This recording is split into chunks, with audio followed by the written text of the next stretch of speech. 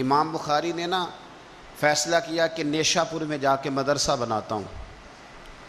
امام مسلم آپ کے شاگرد ہیں جنہوں نے مسلم شریف لکھی ہے، فرماتے ہیں جب نیشا پور امام بخاری آئے تو اتنا بڑا استقبال ہوا کہ میں نے اتنا بڑا استقبال دیکھا نہیں کبھی۔ امام بخاری نے وہاں مدرسہ بنایا، ہزاروں طالب علم آنے لگے، لیکن ایک منہ دیکھ دیکھ کے بندہ تھک بھی تو جاتا ہے نا۔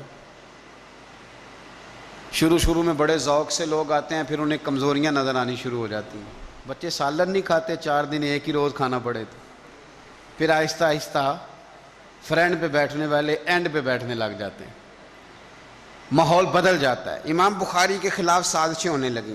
میں کسی عام آدمی کی بات نہیں کر رہا، پھر کہتا ہوں اس بندے کی بات کر رہا ہوں جنہوں نے قرآن پاک کے بعد وہ کتاب لکھی جسے امت نے سب سے صحیح کتاب بیان کیا۔ امام بخاری کے خلاف لوگ اتنے ہوئے، بادشاہ کو جا کے شکایتیں لگائیں، اور بادشاہ نے کہا آج کے بعد کوئی بخاری کے مدرسے میں درس میں حدیث پڑھنے نہ جائے۔ امام مسلم کہتے ہیں اتنا بڑا استقبال بھی میں نے دیکھا، اتنا بڑا استقبال میں نے کبھی نہیں دیکھا، اور وہ حال بھی میں نے دیکھا کہ امام بخاری پڑھانے والے تھے اور میں اکیلا پڑھنے والا تھا۔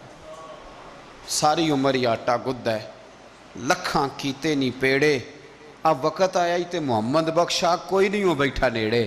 کدھر گئے عشق کے دعوے، کدھر گئے وفا کے جذبے، کدھر گئے وہ غلامی کی باتیں، کہاں گئے وہ لوگ جنہوں نے کہا تھا کہ ساتھ جئیں گے ساتھ مریں گے، تا دم آخری وفا کریں گے۔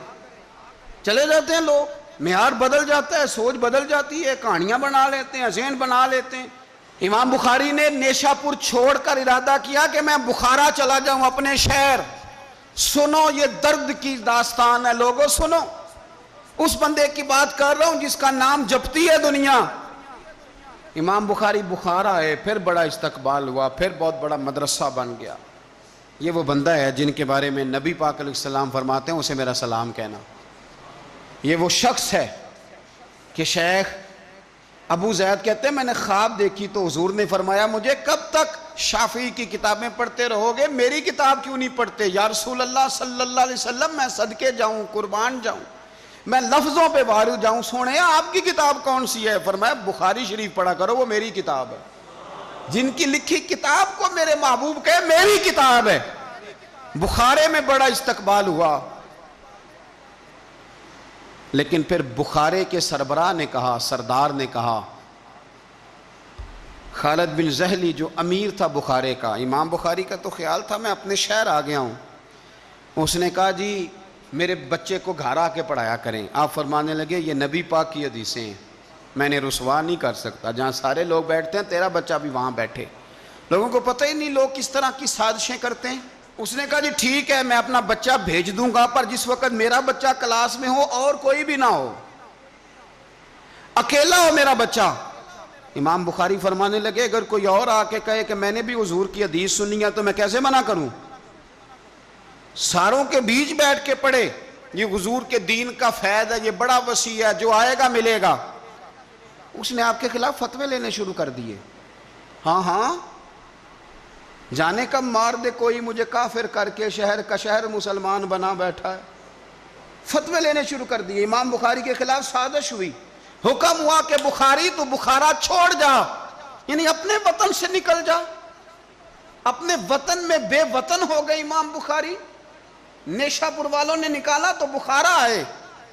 اس نے حکم دیا تو امام بخاری بخارا سے نکلے، آنکھوں میں آنسو ہیں، لے سجنا اساں توڑ نہیں بائی، اساں جان دیتی رات تیرے، ارادہ کیا سمرقند جا کے ڈیرا لگاتا ہوں۔ حضور کی حدیثیں تو پڑھنی سننی ہے نا یارو، بڑی تکلیف میں آ جاتے ہیں کئی دفعہ دیندار لوگ، بڑی اپنے بھی کئی دفعہ اپنے بھی شکایت کر دیتے ہیں، اپنے بھی پیچھے پیچھے ہونے لگتے ہیں۔ اب یقین کریں کئی دفعہ دل کرتا ہے یار سارے باتیں کرتے تیری نہیں بنتی تھی، تو نہ کرتا۔ ایک عالم کہا کرتے تھے ایک دفعہ کہ کسی ماں کے بیٹے نے ماں کو تانا دے دیا تو ماں رو پڑی اور کہنے لگی پتر درانیاں کہنیاں تے بندا سی، ننانا کہنیاں تے بندا سی، تو تے میرا اپنا سیں۔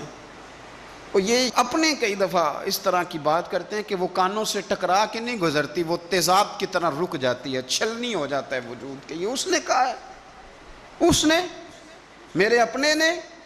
امام بخاری بخارا سے روتے ہوئے نکلے، سمرقند جاتا ہوں، پتہ چلا کہ سمرقند جانے سے پہلے ہی کچھ لوگ کہہ رہے ہیں جی دیکھو ان کے اپنوں نے نہیں رکھا، پتہ نہیں کیا حال ہے۔ امام بخاری رستے میں ایک چھوٹی سی بستی تھی خرتنگ، وہاں رک گئے۔ سنو یارو، پھر کہتا ہوں اس بندے کی بات سنا رہا ہوں جو اس امت کو سب سے قیمتی کتاب دے گیا۔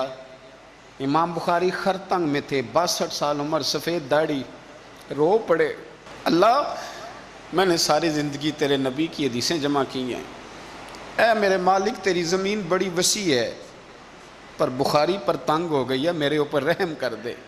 امام بخاری نے وہاں دعا فرمائی، دوپہر کو دعا فرمائی، شام کو بیمار ہوئے، رات کو وصال ہو گیا۔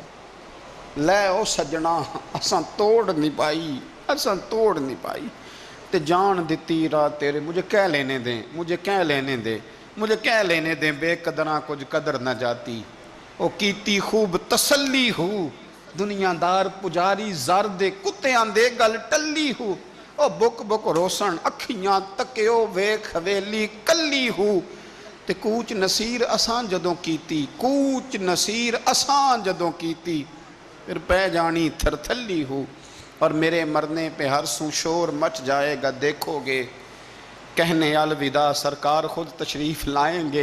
ایک بندہ کہتا میں نے رات کو خواب دیکھا کہ نبی پاک صحابہ سمیت کھڑے ہیں، کسی کا انتظار ہو رہا ہے۔ میں نے عرض کی سونیا میں قربان جاؤں، یہاں کیوں کھڑے ہیں؟ تو فرمایا بخاری آ رہا ہے، بخاری آ رہا ہے۔ دنیا والے بھول جائیں پر جن کی بندہ نوکری کرے وہ کیسے بھول جائیں؟ اور ویسے بھی اگر مالک کو پتہ ہو نا میرا خادم ٹھیک ہے، مالک اور غلام کا تعلق مضبوط ہو تو دنیا جو مرضی کہتی پھرے۔ میرا آپ سے مشورہ ہے کبھی بھی دین کے لیے کچھ کرو تو بندوں سے نام نیکی کی امید نہ رکھنا، اگر آپ کو اجر لینا ہے تو رب رسول اجر عطا کریں گے۔ وہ شخص کہتا ہے میں نے اٹھ کے دیکھا، میں نے اٹھ کے صبح پتہ کیا تو وہ وہی وقت تھا جب مجھے حضور کی زیارت ہوئی جس وقت امام بخاری کا انتقال ہو گیا۔ لوگوں نے آپ کو دفن کیا تو قبر کی مٹی سے خوشبو آنے لگی، لوگ تبرکن مٹی لے جانے لگے۔ سمرقند کے لوگ بارش نہیں ہوتی تھی، قحط پڑ گیا، سارے کٹھے ہو کے امام بخاری کی قبر پہ گئے تو اللہ نے بارش عطا فرما دی۔ اتنا بڑا آدمی لیکن بے قدراں کچھ قدر نہ جاتی۔ دو باتیں آپ نے اس گفتگو سے یاد رکھنی ہیں، ایک تو بندوں سے اجر کی امید نہ رکھیں، یہ چھوڑ دیں کہ بندے واہ واہ کریں گے تو میں نے کام کرنا ہے۔ آپ غریب کی مدد بھی کریں، آپ نیکی بھی کریں، آپ خیر بھی کریں، اداروں سے، مسجدوں سے، مدارس سے بھی پیار کریں، لیکن واہ واہ کی توقع بندوں سے، اور اگر رب رسول نے ایک دفعہ بھی واہ واہ کر دی نا تو پھر واہ بلے بن جائے گی، پھر کیا بات ہے۔ اور ویسے بھی جڑیاں گڈیاں آپ ہی اڈیاں او نہ چڑھن اونچائیاں، وہی گڈیاں اونچیاں اڈیاں جڑیاں سائیاں آپ چڑھائیاں۔ تو اس لیے ایک بات تو یہ کہ اجر اللہ رسول سے امید ہے، اور دوسری بات یہ یاد رکھ لیں کہ سونا وہی ہے جو سونے کی باتیں کرتا ہے، میٹھی بات اسی کی ہے جو مدینے والے کی حدیث بیان کرتا ہے۔ سرکار کی باتیں یاد رکھیں، سرکار کی باتیں کریں۔ یہ تلخ وقت چل رہا ہے، کڑوا وقت ہے، پر یارو باتیں میرے نبی کی یاد کرو، ان میں بڑا ہی مزہ ہے۔ اللہ تعالیٰ امام بخاری کے درجے بلند کرے اور اللہ تعالیٰ ہمارے حال پہ رحم کرے۔ میرے عزیز، امام بخاری رحمۃ اللہ تعالیٰ علیہ چونکہ شوال میں ہی آپ پیدا ہوئے اور شوال میں ہی آپ کا انتقال ہوا اسی مہینے میں، اور امام بخاری وہ امام ہیں کہ جنہوں نے قرآن پاک کے بعد امت کو سب سے بہترین کتاب عطا فرمائی، اصح الکتاب بعد کتاب اللہ۔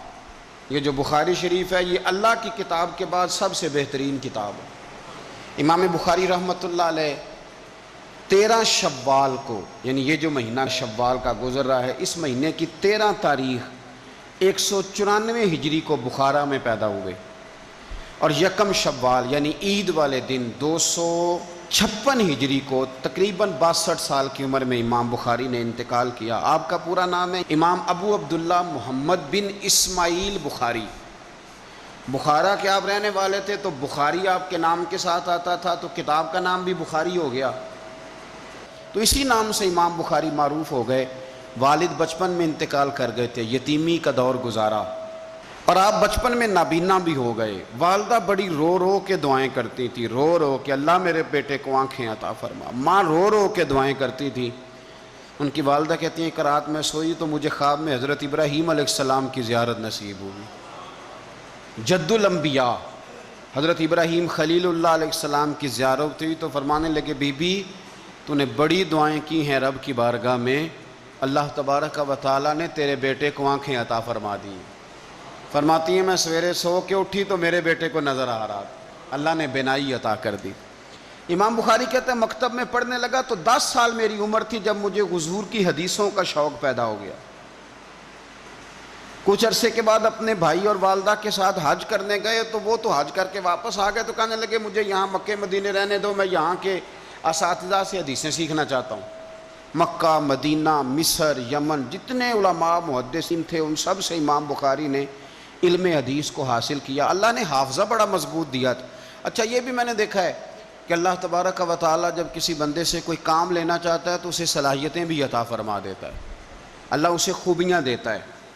امام بخاری کو اللہ نے بڑا مضبوط حافظہ دیا۔ آپ کے ایک استاد بھائی کہتے ہیں کہ ہم اپنے استاد صاحب کے پاس حدیث پاک پڑھنے جاتے تھے، امام بخاری بھی ساتھ تھے، تو ہم لکھا کرتے تھے، امام بخاری لکھا نہیں کرتے تھے۔ 15,000 حدیثیں ہم نے لکھ لیں، 15,000 حدیثیں۔ ایک دن ہم نے امام بخاری سے کہا کہ یار تو کچھ بھی نہیں لکھتا، تو فرمانے لگے تمہارا کیا خیال ہے میں یہاں وقت ضائع کرنے آتا ہوں؟ تم نے کتنی لکھی ہیں؟ کہ 15,000۔ فرمایا کھولو اپنے نوٹس، کھولو اپنی کاپیاں، کھولو جو تم نے لکھا ہے۔ کہتے ہیں ہم نے کھولا تو پہلی حدیث سے لے کر 15,000 آخری حدیث تک امام بخاری نے ساری زبانی سنا دی۔ فرمایا اللہ تعالیٰ نے مجھے نوازا ہے۔ اللہ تعالیٰ علیہ وسلم کی بے ادبی ناقابل برداشت ہے، اس لیے کہ مسلمان کو جب نبی پاک کا نام لیا جائے تو اس کے رونگٹے کھڑے ہو جاتے ہیں، آنکھوں میں روشنی ہوتی ہے، اس کے دل میں نور ہوتا ہے۔ اور یاد رکھنا جب مصطفیٰ کی عزت کی بات آئے تو تمہیں درد دل سے کہتے ہیں، پھر ہمیں بچے یاد آتے ہیں، نہ دولت یاد آتی ہے، نہ جوانی یاد آتی ہے، نہ ہمیں یار یاد آتے ہیں، اور نہ ہمیں اپنے وجود کی پرواہ ہوتی ہے۔ ہمیں یاد آتی ہے تو گنبد خضرا والے نبی کی عزت یاد آتی ہے، وہ اللہ کا محبوب بن جاتا ہے۔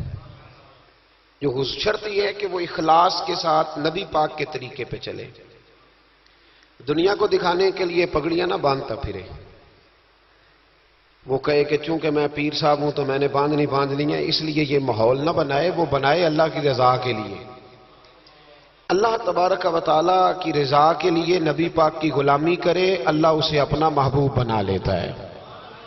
حضور کی کچھ سنتیں ہیں، کچھ چیزیں نبی پاک کو پیاری ہیں، کچھ تو آپ نے سنی ہوئی ہے، جیسے میٹھا کھانا سنت ہے، جیسے مسواک کرنا سنت ہے، جیسے مسکرانا سنت ہے۔ مسکرا رہے ہیں نا جی ماشاءاللہ، پریشان تو نہیں نا کسی بات میں؟ مسکرانا بھی حضور کی، شروع میں نمک کھانا، بعد میں نمک کھانا، درمیان میں میٹھا کھانا، یہ حضور کی سنت ہے۔ اور امامہ باندھنا نبی پاک کی، یہ چیزیں حضور کی پسند ہیں۔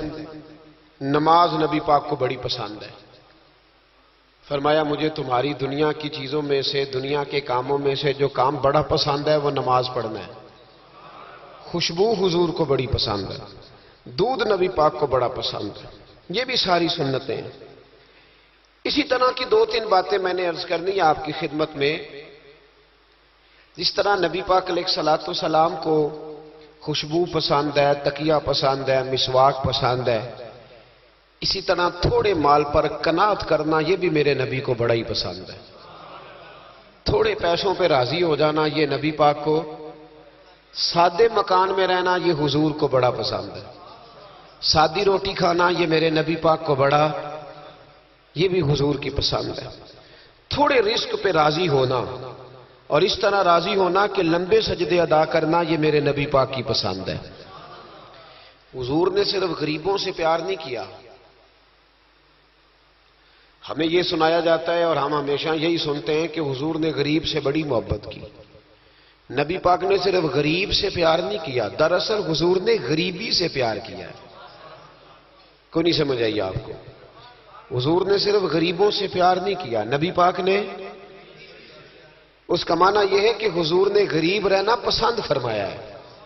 غریبوں کی طرح رہنا نبی پاک نے سادہ مکان، ایک وقت کا کھانا اور سادی غذا، جس طرح غریب نہیں رہتے پرانے گھروں میں، کچے مکانوں میں، ٹوٹی چٹائیاں، ایک دو پیالے گھر میں، لمبے چوڑے برتن کوئی نہیں. یہ نبی پاک کی پسند ہے، یہ رسول پاک کی پسند ہے. اس کو محبوب جانا ہے نبی پاک صلی اللہ علیہ وسلم.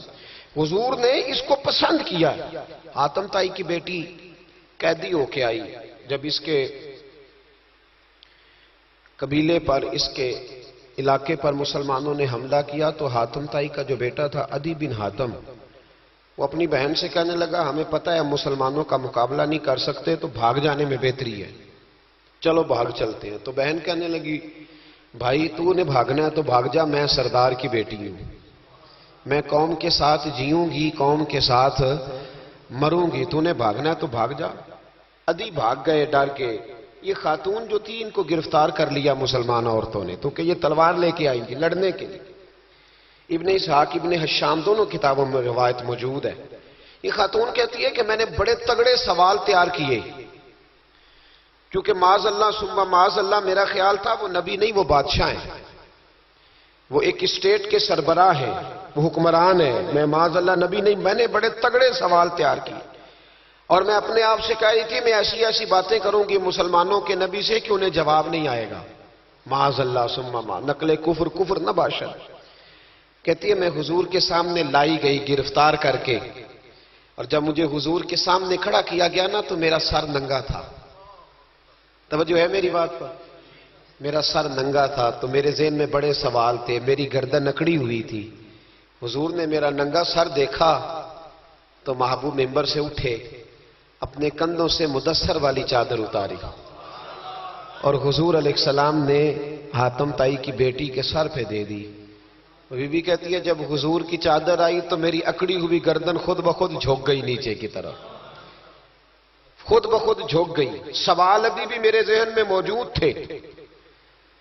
اتنے میں ایک صحابی حضور کی بارگاہ میں آئے اور عرض کرنے لگے یا رسول اللہ صلی اللہ علیہ وسلم یہ کافر کی بیٹی ہے، مشرک نجس ہوتا ہے، تو میں اپنی چادر نہ دے دوں، آپ اپنی لے لے، کافر کی بیٹی ہے.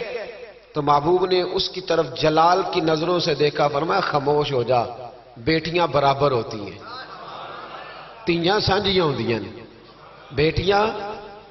بولیے جی پکی بات ہے. بزرگ چپ کر جائیں، نوجوان بولے بیٹیاں. اللہ آپ کو خوش رکھے. تیاں سارے دیاں. ہاں اگر تو کسی کے گھر گندی نظر ڈالے گا تو تیرا گھر بچ نہیں سکتا. پکی بات. یہ نقد و نقد سودا ہے. جس نے اپنا گھر پاک رکھنا ہے وہ دوسروں کے گھروں کا محافظ بنے. پکی بات. بیٹیاں خبردار خبردار، کسی کی بچی کی عزت سے کھیلنے کی کوشش نہ کرنا، ورنہ اللہ تبارک و تعالیٰ بڑی سخت سزا دیتا. بچو.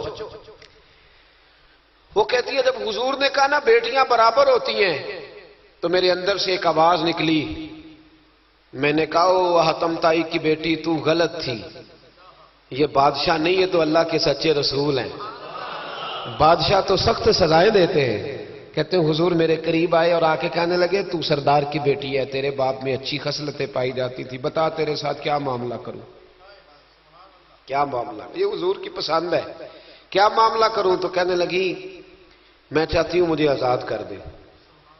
کہتی مجھے امید نہیں تھی. حضور کہیں گے ٹھہر جا، بیٹھ جا، بات کرتے ہیں، مشاورت ہوتی ہے، پھر اس کے بعد کوئی فیصلہ ہوتا ہے. کہا آزاد کر دو.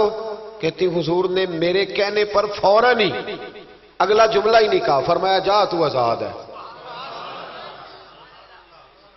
کہتی ہے میں نے ایک جملہ اور کہا، میں نے کہا میں اکیلی نہیں جاؤں گی، سارا قافلہ آزاد کرو. اب تنگی یہ داماں پہ نہ جا، اور بھی کچھ مانگ ہے آج وہ ماہل باتا، اور بھی کچھ مانگ. کہنے لگی اکیلی نہیں جاؤں گی، سارا قافلہ سارا قبیلہ آزاد ہو. حضور نے فرمایا تو پتہ نہیں کیا سوچ رہی ہے، تو جہاں آئی ہے وہاں سے خالی جاتا ہی کوئی نہیں. سارا قافلہ. حضور نے فرمایا بھی اس کے قبیلے کو کھانا بانا کھلاؤ اور سارے ہی آزاد کر دو. واپس گھر گئی تو اپنے باپ کو، اپنے بھائی کو بلایا، بلا کے کہنے لگی بھائی وہ بادشاہ نہیں وہ نبی ہیں. بادشاہ نہیں وہ. اب تو جن کو فقیر ہونا چاہیے تھا وہ بھی بادشاہ بن گئے. بادشاہ سلامت، بادشاہ سلامت، میں رات بورے والے میں تھا، بھئی مہربانی پیسے نہ لے کے آئیے گا باپ، اپنی اپنی جگہ پہ بیٹھے، یہ کام بالکل نہ کریں، اللہ آپ کو خوش رکھے، برکت دے۔ میں اس کو حرام نہیں کہتا، پر یہ سٹائل نظرانے کا درست نہیں، اس سے بچا کریں، ورنہ پھر وہی بندہ چنگا لگنا جنہیں پیسے لے کے آنا ہے، دوجیاں دا دل کرنا ہے ٹوری جانتے چنگے نے، اس لیے اس چکر سے باہر نکل ہے تاکہ قوم سمجھدار ہو جائے، بالکل یہ کام نہیں کریں، سنیں اور یاد رکھیں۔ میں تھا وہاں دور تو 2-3 بچے نا یوں ہاتھ باندھ کے کھڑے ہو گئے۔ اب حضور نے فرمایا کہ اس طرح کا معاملہ نہ کرو جیسے مجوسی اپنے بادشاہوں کے ساتھ کرتے تھے۔ میں کہ پتر بہ جو کہندے نہیں ساڈی ڈیوٹی ہے، میں کہ کیس لائیے، میں بادشاہ سلامت ہوں تو بہ جو کرسی تے آرام نال، کیا چکر چل گیا ہے، ہاتھ باندھ کے کھڑے ہونا، کونوں میں کھڑے، کیا اس کا مطلب؟ ادب آداب ہیں، کرنے چاہیے، لیکن کیا لوگوں کو سزا ملی ہوئی ہے کہ وہ بیچارہ جو غریب آدمی ادب آداب صرف اس کی ذمہ داری ہے؟ ماڑا آیا تو پیر صاحب نے ادب پہ لگا دیا اور تگڑا آیا تو خود ادب کرنا شروع کر دیا۔ یہ کس قسم کا تماشا ہے؟ یہ کوئی طریقہ نہیں۔ ادب آداب ہونے چاہیے، لیکن غریبوں کو سزا، انہیں سزا نہ دو اگر بیچارے آ گئے ہیں تمہارے آستانہ عالیہ پہ۔ بہرحال آمدام برسر مطلب کہنے لگی میں دیکھ کے آئی ہوں، جو بادشاہ نہیں نبی ہے، تو ادھی کہنے لگا میں عورتوں کی باتوں پہ یقین نہیں کرتا، میں خود جا کے دیکھوں گا۔ میں نے کہا غریبی میرے نبی کی پسند ہے، حضور نے اللہ سے غریبی مانگ کے لی ہے، کہا یا اللہ مجھے زیادہ پیسے نہ دینا، ایک وقت کی روٹی دینا۔ اور حضور فرماتے رب نے اختیار دیا ہے، اگر میں چاہوں تو خود پہاڑ سونے کا بن جائے اور میرے ساتھ چلا کرے، پر میں نے اللہ سے زیادہ دولت مانگی۔ او بھائی دولت بڑی پیاری ہوتی تو سب سے زیادہ میرے نبی کی تجوریوں میں ہوتی۔ حضور نے دولت بانٹی ضرور ہے، لیکن حضور نے اس سے پیار، یاد رکھے ہم تو پاگل ہو گئے پیسوں کے پیچھے بھاگ بھاگ، جو سڑک پہ ادھر جا رہا ہے وہ پیسے دینے جا رہا ہے، جو ادھر جا رہا ہے وہ لینے جا رہا ہے، پیسے کا ہی چکر ہے سارا، پیسے کا ہی چکر ہے، پیسے۔ ایک صاحب نے فون کیا، کہنے لگے کو ٹائم دے دے، تو میں نے کہا بس یار وقت تھوڑے دے دے، کہتے تو خوش کر دیں گے۔ میں کہ مثلا تو کی کرے گا؟ کہتے جننے پیسے کہو گے لب جائیں گے۔ تو میں نے کہا یار ہر ایک کو بکاؤ مال نہ سمجھا کر، ہمارا بہت زیادہ ریٹ ہے تو دے ہی نہیں سکتا۔ کہنے لگے کون دے سکتا ہے؟ میں نے کہا دنیا میں کوئی بھی نہیں دے سکتا، ہمارا ریٹ ذرا زیادہ ہے۔ ہم نے اگر ریٹ مانگنا ہوا تو قیامت کے دن غوث اعظم جیلانی سے جا کے مانگیں گے، یا ان سے مانگیں گے جن کے نام کی دہائی دیتے رہے ہیں، تعریف مصطفیٰ کی کرے اور نتیجہ ہم دنیا داروں سے مانگیں، انہی سے لیں گے نتیجہ جن کے قصیدے ساری زندگی گائے ہیں۔ ہاں تو اس لیے چکر سے باہر آمدام برسر مطلب ادھی کہتے ہیں کہ میں خود جاؤں گا پھر جا کے دیکھوں گا۔ ادھی مدینے آئے دیکھنے، اور جب بندہ کسی کو دیکھنے آتا ہے تو تنقیدی نظر سے آتا ہے۔ کہتے ہیں میں مسجد نبی میں پہنچا تو کچی زمین پر غلاموں کے ساتھ، ادھر دیکھو یہ بھی تو حضور کی سنت ہے نا جی۔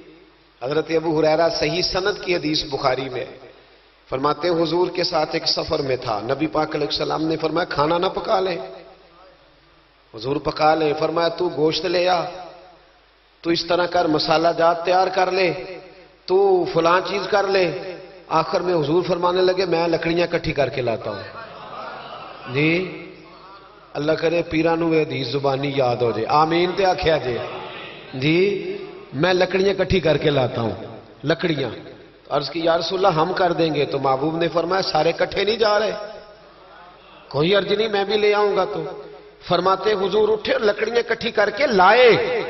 جب مسجد نبوی شریف بن رہی تھی تو جناب ابو ہریرہ فرماتے ہیں میں 3 اینٹیں اٹھا کے لا رہا تھا، اللہ کے رسول 7 اینٹیں اٹھا کے لا رہے تھے، 7 اینٹیں۔ چودھری صاحب آپ روز آ کے کہہ دیتے قاری صاحب مسجد دی صفائی نہیں ہوئی، تو نہیں کر سکتا مسجد دی صفائی؟ کیا سمجھتا ہے تو اپنے آپ؟ صدر بننے کا کیا مطلب ہوتا ہے کہ بندہ روب ڈالنے لگے؟